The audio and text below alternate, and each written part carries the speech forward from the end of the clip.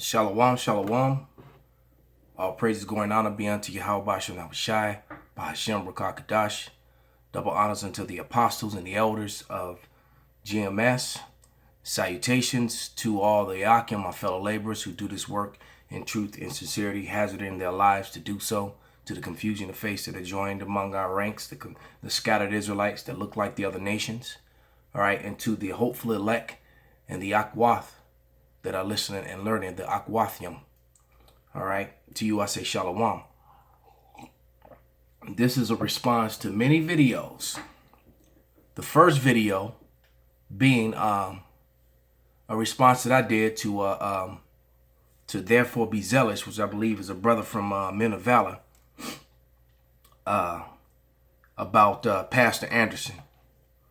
And then big brother Yashawamba out of Texas, one of the elder out of Texas, did a response to my video, which a response was then done by the apostle Aramlab, which proceeded by a response from the apostle Gabar. And each video, more information came out on the subject matter, revealing these Edomites.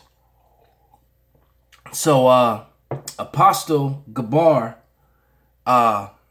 put in Romans were Edomites, or Edomites were Romans, I forget how, but it came up. You know, one of the things that came up was that the Edomites were forcibly converted to Judaism by John Hyrcanus.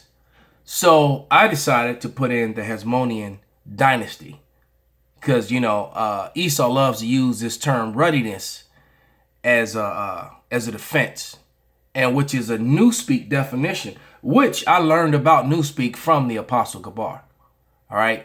So the terminology that is accepted or used the most here in America, in the Western world, is that they try to attach ruddiness to pale flesh, to someone who blushes and etc., which is a false fabricated lie. Ruddy is talking about the red hues that are in brown, and I'm going to prove it. Okay? But outside of that point, the true purpose of this video is right here in Isaiah, the 25th chapter and the 7th verse. And it reads, "And he will destroy in this mountain the face of the covering cast over all people, and the veil that is spread over all nations." All the nations have been covered up and given false names, so that Esau Edom could control the narrative and hide himself. All right. So let's go to First Maccabees, the first chapter. I'm going to read verse 1, probably down to 9. I'm going to read it. All right. And it reads, "And it happened after Alexander, son of Philip the Macedonian, who came out of the land of Kittim, had smitten Darius, the king of the Persian Medes, that he reigned in his stead, the first over Greece." In his stead, meaning the first of his race, the first of his kind, the first of his people. When you do your diligent search in the Apocrypha, in the Bible, what you will find is that Alexander, that he and his father Philip go back to the line of Esau Edom. All right. So they were the first of their race to take over Greece, and basically started calling themselves by the Greeks. That was the first veil that was thrown. The first of Esau claiming to be something else and not himself. All right. Because through prophecy, Alexander knew that he was that goat. He knew he was that prophecy in Daniel's, that he was going to eventually rule over the whole earth. All right. And the whole known world. And he did. Okay. And he did just that. Now, when we go to verse 9, because it gives you the whole breakdown, and when Alexander died and his men, who also Edomites, took over and proclaimed themselves to be the new royals in the old world, which was, you know, Europe, Africa, and you know, in the East. Okay.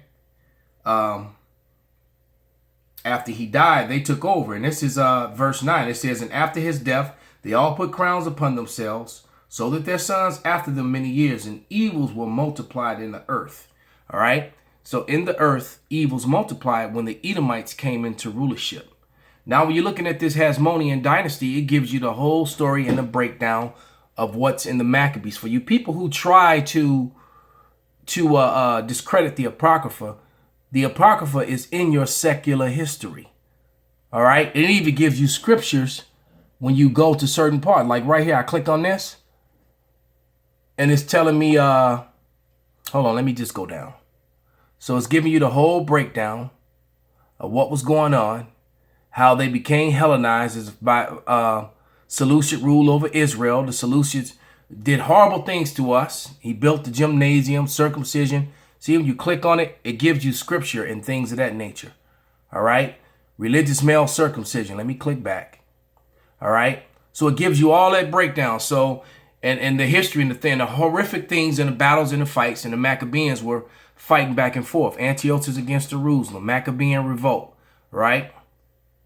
Judah and Jonathan, all right? It's giving you the whole story, is what is written in the Apocrypha, all the history of the Apocrypha, and it matches it up with scripture. And it uses Josephus as well, because even in the Josephus, it tells you that the Greeks wrote as if they were a people derived for themselves. No, they were converts. That was that veil that was cast. So when you go down to Simon assumes rulership right here, okay?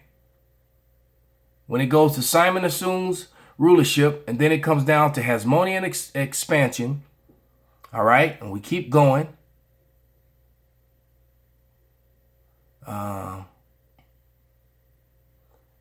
Even got down to, it got down to when Herod took over, and that's when the Lord was on the scene, because he was dealing with the Herodians. So all this time went by. So let me find it. Let me go and find it. There it is. Hasmonean expansion and civil war. That's what I was looking for. When you get right to here, I don't know if it's big enough, but I'm going to try to click on it. All right. But it tells you right here. All right. This provided opportunity for semi-independent solution client states such as Judea to revolt. All right. And then it gives you a time frame. Let me click on it. Wish I could make this bigger. Salakia. But when it gives you a little breakdown there. See if I can zoom in on that. Well, I've already started to record. Oh, there it is.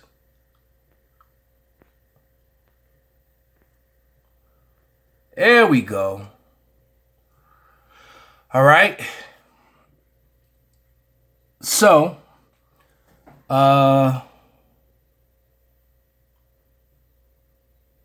we get right to the point. I'm just jump down to the bottom here. Here we go. It says, this provided semi-independent Seleucid client states such as Judea to revolt, carried out of the first military conquest of the newly independent Hasmonean kingdom, because their kingdom was the Hasmoneans were ruling, fighting proxy wars for the Romans. All right.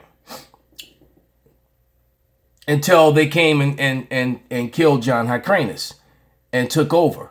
But it says, raising a mercenary army to capture Madaba and Shechem significantly increased his regional influence. Hyrcanus conquered Transjordan, Samaria, and these were all full of heathens at that point. Galilee and Idumea, also known as Edom. You see that? Edom was an ancient kingdom in Transjordan located between Moab and northeast of Araba in the west of the Arabian desert, south of the east. Most of its former territory is now between Israel and Jordan. Edom appears in written sources relating, all right, and forced Idumeans to convert to Judaism. There it is, if you're following the arrow right there, and forced Idumeans to convert to Judaism. So, when you go back to the Holy Scriptures, in Ezekiel, the 36th chapter, in the 5th verse, what happened in the future? You fast forward to the future, And the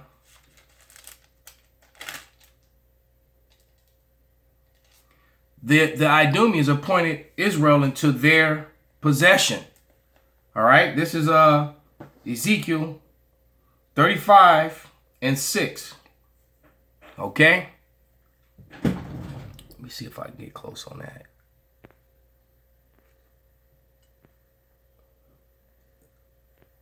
Salakia, because you know I'm not the most technical guy. All right, I'm more muscle than anything else. All right, I'm an enforcer of the truth. All right, it says right, Idumea, also known as Edom, and the forced Idumeans to convert to Judaism. That's what happened, man. So you fast forward to the future. It says this is Ezekiel 35:6, and it reads at 36:5. Salakia. Therefore, thus saith Yahweh power, surely the fire of my jealousy I have spoken against the residue of the heathen and against all Idumea, which have appointed my land into their possession with the joy of all their heart, and the spiteful minds to cast it out for a prey. And they cast us out for a prey. And these Idumeans, these converts who were converted to Judaism, are back in the land of Israel, referring to themselves as Jews today. Point blank, period. So that's the first point, where Esau is exposed when he covered up who he was. This is the second. Okay, so now they use Ruddy as a defense. Okay, let's go to Frank Snowden's book. All right.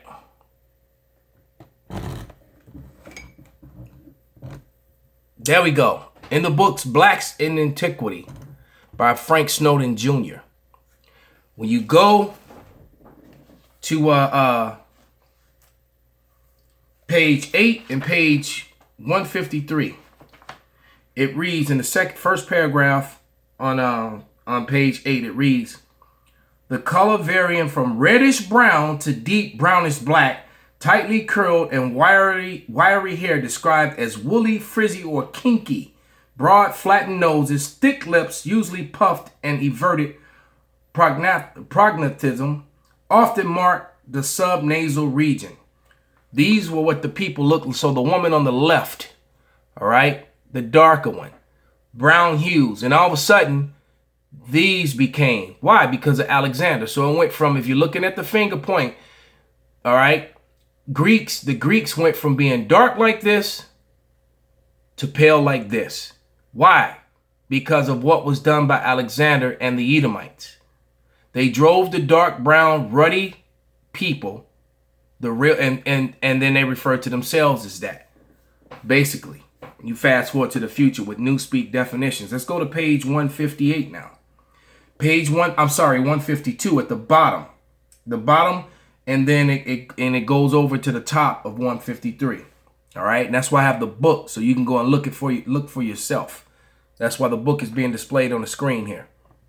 All right, it says, before Memnon's time, black men were only a myth, which was a lie. All right, it says, in a description of another scene in the Trojan War, Philostratus notes, so when you watch that movie Troy, there were no so-called white men in that battle. That's Esau lying and controlling the narrative. Those were all dark-complected people fighting each other.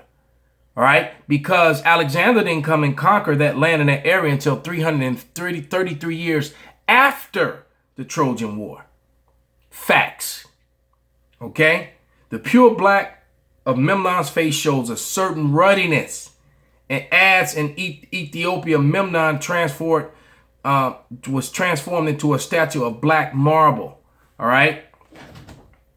And the word ethos just meant nigger or dark.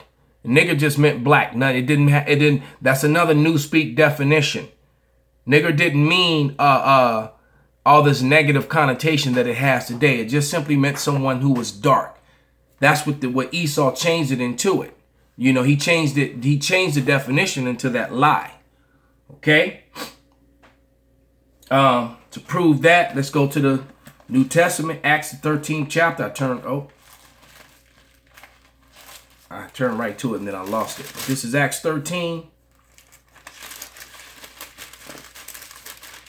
and 1. And it reads, now there were in the church that was at Antioch, certain prophets and teachers as Barnabas and Simeon, which were called nigger. They were called nigger, which meant they were just dark flesh. Didn't mean that they were the definition of nigger today, which you will find in the white man's, so-called white man's dictionary. That's a lie. All right. Lastly, they try to, you got all these definitions that describe the disciples and the prophets as being nigger, dark. You know, Jeremiah 14:2, Judah is black unto the ground.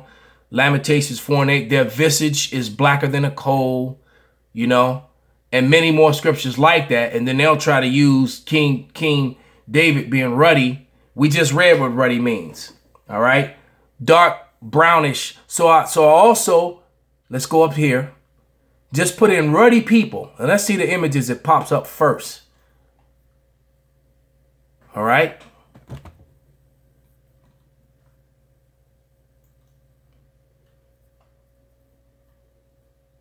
Oh, wow. Now it says page can't be displayed. There we go. There we go. Ruddy. This is what pops up on the internet. Ruddy. Brown with reddish tones. All right. King David looked more like this brother right here. If anything. He had the youth. He talks about Memnon's face. All right. Those are the first images. And then they start trying to put up redheads and things like that as you go down to the bottom. But the first images that popped up was ruddy. All right. So this was just to, to lamb back off what the apostles had done on in the response to the videos, just to drive the nail in the coffin of lies, which is being buried, which is Esau, Edom. Call halal Yahweh Shem. Now was shy and a Baba Ball.